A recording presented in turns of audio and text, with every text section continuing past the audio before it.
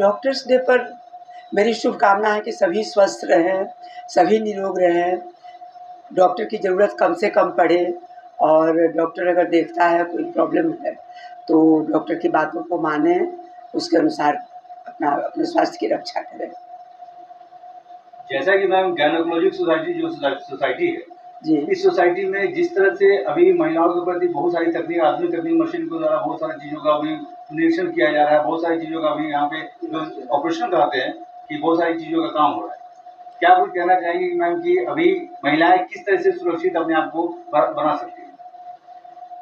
महिलाओं को सुरक्षित रखने के लिए बहुत सारे कार्य करने होंगे। केवल टेक्नोलॉजी के इम्प्रूव करने से नहीं होता है। टेक्नोलॉजी इम्प्रूव कर रहा है, उससे बहुत लोगों को जिन्हें पहले हम लोग फ़ायदा नहीं पहुंचा पाते थे, आज के दिन पहुंचा पाते हैं। लेकिन केवल उतने से नहीं होगा। महिलाओं को अपने स्वास्थ्य के प्रति जागरूक रहना ज़रूरी है। उन्हें अपने को इम्पोर्टेंस देना है, यानी कि वो समझें कि वे बहुत इम्पोर्टेंट या महत्वपूर्ण व्यक्ति हैं अपने परिवार की, और अपने खाने-पीने पर, अपने एक्सरसाइज पर, अपने शरीर पर वो ध्यान दें। ऐसा नहीं कि दिन भर मॉर्निंग से लेकर और रात तक वे परिवार की सेवा ही करते रह जाएँ। करें, बहुत अच्छी बात है। बच्चों को अच्छी शिक्षा दें, पति के साथ रहें, लेकिन उसके साथ-साथ में उन्हें अपने बारे में भी सोचना होगा और कम से कम रोज़ 1 घंटा उन्हें अपने शरीर के प्रति ध्यान देना है। कम से कम 1 घंटा रोज़ कसरत या योगा, किसी तरह की एक एक्सरसाइज करनी चाहिए। खाने में भी ध्यान देना चाहिए, कौन-सा भोजन उनके स्वास्थ्य के लिए अच्छा है और कौन खराब है। जिस तरीके तो से ये मैम शहर में अवेयरनेस की कमी नहीं है बट गांव में बहुत ज़्यादा अवेयरनेस है। वहाँ पे जिस तरह से महिलाएं अपने आप को दिनचर्या संभाल रही हैं, जिस तरीके से जो सुबह से लेकर शाम तक काम करते रहती हैं और जो रूटीन वर्क है वो रूटीन वर्क से हट के काम करती है। क्या मैं कुछ संदेश देना चाहती हैं? तो उन्हें मैं ये कहना चाहूँगी, काम करना बुरा नहीं है, काम करिए, बहुत करिए। जितना आप कम करेंगी उतना स्वस्थ रहेंगी। काम ज़रूर करना चाहिए, लेकिन उस काम के साथ-साथ अपने ऊपर भी ध्यान दीजिए और अपने लिए भी उस 24 घंटे में कम से कम 1 घंटा अपने लिए ज़रूर निकालिए और अपने शरीर की ओर ध्यान दीजिए। ये ज़रूरी है। मैम आपने अपने लाइफ को काफ़ी अच्छे तरीके से बिताया होगा। आखिर आपने काफ़ी समय भी दिया मेडिकल फील्ड में। जी। इससे आपने क्या सीखा? क्योंकि आज डॉक्टर्स डे है, कुछ जितने व्यूअर्स जानना चाह रहे हैं आपसे। सबसे इम्पोर्टेंट जो मुझे लगता है, वो है अपने को ईमानदार रखना और पैसे को उतना महत्व नहीं देना, जितना कि अपने कर्तव्य को महत्व देना ज़रूरी है। तो अपने अधिकारों की चर्चा तो सभी करते हैं, हर रोज़ कोई ना कोई लड़ाई होती है, सरकार के साथ नोक-झोंक होते रहता है, मुझे ये मिलना चाहिए, वो मिलना चाहिए। लेकिन हमें क्या करना चाहिए, इसके प्रति जब तक प्रति नागरिक जागरूक नहीं होगा, तब तक बहुत मुश्किल है। और अधिकार की चर्चा करने के पहले अपने कर्तव्य की चर्चा कीजिए। आप अपने कर्तव्यों को कितना निभाते हैं? अपने कर्तव्यों को आप ईमानदारी से निभाइए। अगर पढ़ते हैं, तो पढ़ाई आपका कर्तव्य है और पूरे दिल लगाकर उसी से अपनी दोस्ती करिए, पढ़ाई से ही, किताबों से अपनी दोस्ती कीजिए और खूब ठीक से पढ़िए। अगर आप डॉक्टर बने हैं, तो मरीजों को अपना दोस्त समझिए, उनकी तकलीफ़ों को अपना समझिए और उनकी सेवा अच्छे से कीजिए।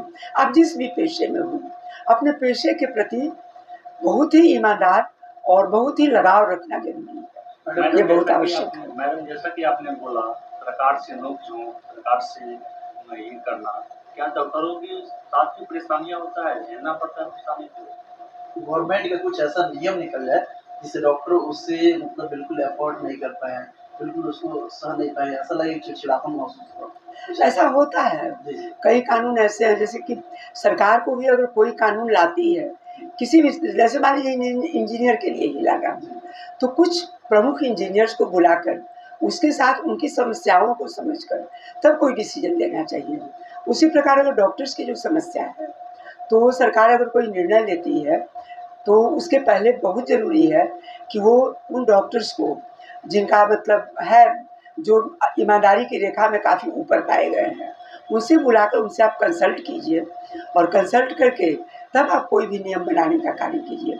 अगर आप आईएएस, आईपीएस से केवल बात करके और कोई नियम बना देते हैं, तो वो नियम कुछ-कुछ ऐसा बन जाता है जो कि डॉक्टरों के लिए बहुत मुश्किल है।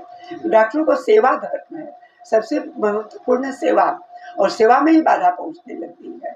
तो इसलिए डॉक्टरों से संपर्क करके ही कोई कानून बनाना मैडम चाहिए। कभी ऐसा लगा आपको इतने लाइफ में इतने बड़ी लाइफ आपने बिता दी है डॉक्टर्स में, कोई ऐसा मरीज आया हो जिससे मतलब कि ऐसा लगे कि नहीं is it not possible, it is impossible, कुछ ऐसा लगा आपको लाइफ में? देखिए, जो इम्पॉसिबल है वो तो इम्पॉसिबल है, जी जी लेकिन 100% तक प्रयास करना हम लोग का कर्तव्य है।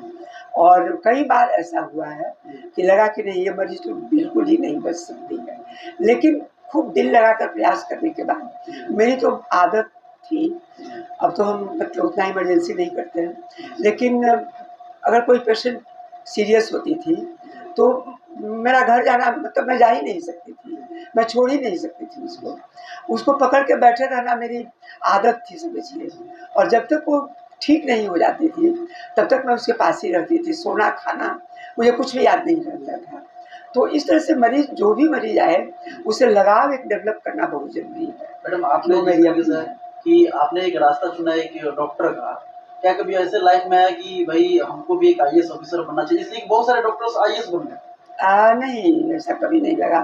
सेकेंड और ऑप्शन ऐसा अपॉर्चुनिटी मिला आपको?